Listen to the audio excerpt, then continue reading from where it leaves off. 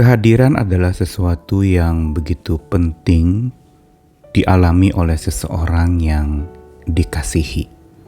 Karena tanpa kehadiran maka kasih itu mungkin hanya sekedar kata-kata atau dari jarak jauh diungkapkan kasih sayang itu, tapi tidak hadir berjumpa langsung dengan orang yang dikasihi. Begitu pula kehadiran Tuhan. Kehadiran Tuhan adalah sesuatu yang sesungguhnya paling dibutuhkan oleh setiap orang percaya. Hanya seringkali orang percaya lebih menyukai bukan kehadiran Tuhannya, tetapi mungkin kehadiran-kehadiran lain yang tentang Tuhan. Misalnya kehadiran berkat-Nya, kehadiran rejeki dari Tuhan, kehadiran karunia atau anugerah Tuhan. Tapi kehadiran Tuhan sendiri di dalam hidup seringkali justru diabaikan. Baru dirasakan perlu bila kita kepepet atau tertekan di dalam sebuah pergumulan hidup. Baru cari-cari Tuhan, minta Tuhan temani, minta Tuhan sertai.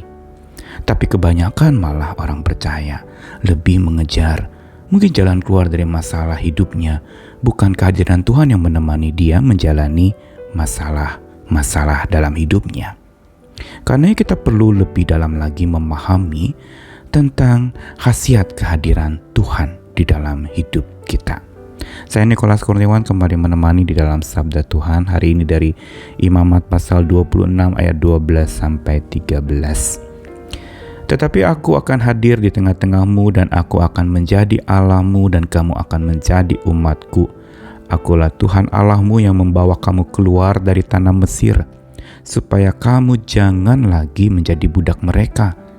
Aku telah mematahkan kayu kuk yang di atasmu dan membuat kamu berjalan tegak.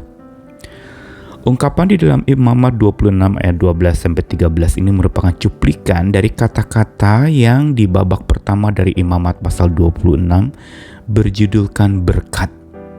Yaitu banyak kali Musa menuliskan bagaimana seseorang bisa hidup di dalam berkat Tuhan. Dan cuplikan yang dicantumkan ayat 12-13 ini mau memberitahu kepada setiap kita bahwa berkat itu tidak semata pemberian dari Tuhan. Tapi berkat itu sendiri adalah justru kehadiran Tuhan. Karenanya Tuhan mengatakan dengan terus terang kepada orang Israel bahwa aku akan hadir di tengah-tengahmu. Hadir di tengah-tengah apa artinya? Berarti dia ada tinggal bersama dengan orang-orang yang dia kasihi atau umat pilihannya atau orang yang percaya kepadanya. Hadir di tengah-tengah bukan sekedar dia hadir lalu diam dan menatap saja orang-orang yang ada di sekitarnya. Tapi hadir di tengah-tengah dia menengahi masalah kita yang sedang di tengah-tengah pergumulan.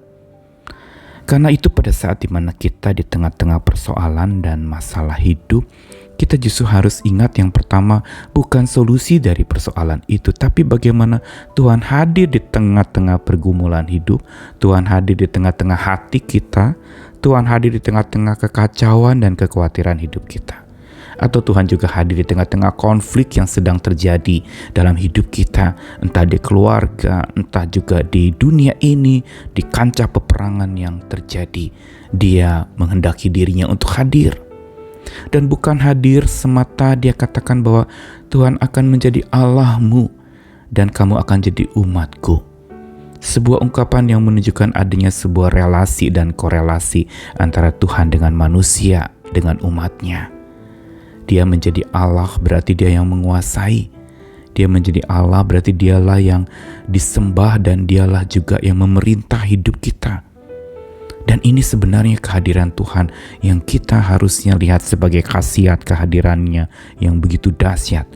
Bahwa dia hadir di tengah-tengah menengahi pergumulan hidup kita, di tengah-tengah kancah persoalan hidup kita, sekaligus dia mau menjadi penguasa, membereskan masalah kita. Tapi tentu saja bersama dengan kita, dia temani kita. Dan dilanjutkan lagi dalam ayat 13, lebih ditegaskan khasiat kehadiran Tuhan itu bukan saja hadir di tengah-tengah tetapi menguasai. Dan yang ketiga dikatakan Akulah yang membawa kamu keluar dari tanah Mesir, supaya kamu jangan lagi jadi budak mereka. Perhatikan kalau ayat yang ke-12 tadi, waktu Tuhan hadir di tengah-tengah umatnya merasa tenang. Tapi ayat 13 justru mau menegaskan kepada kita bahwa Tuhan hadir di tengah-tengah umatnya bukan saja supaya umatnya merasa tenang, tetapi juga menang mengatasi penindasan, mengatasi perbudakan yang sedang dialami. Bukankah dilanjutkan lagi dengan perkataan, aku telah mematahkan kayu kuk yang di atasmu. Kayu kuk perhambaan, perbudakan yang dialami oleh orang-orang pilihan Tuhan itu. Dan dilanjutkan dengan sebuah kata-kata penghiburan yang kuat, dan aku akan membuat kamu berjalan tegak. Ada sebuah kemenangan yang bukan sekedar ketenangan, dampak dari kehadiran Tuhan. Karenanya dengan khasiat kehadiran Tuhan yang harusnya kita alami dalam iman percaya kita, bukan sekedar kita pahami, kita perlu terus berdoa agar kehadiran Tuhan yang menenangkan dan menenteramkan itu sungguh kita alami. Sekaligus juga kehadiran Tuhan yang memberi kepada kita kemenangan atas segala ancaman dalam hidup kita. Bukankah Musa ketika menuliskan surat imamat itu pun bangsanya yang sedang dipimpinnya ada di bawah ancaman. Tapi justru kehadiran Tuhan membawa mereka kepada kemenangan mengatasi segala ancaman.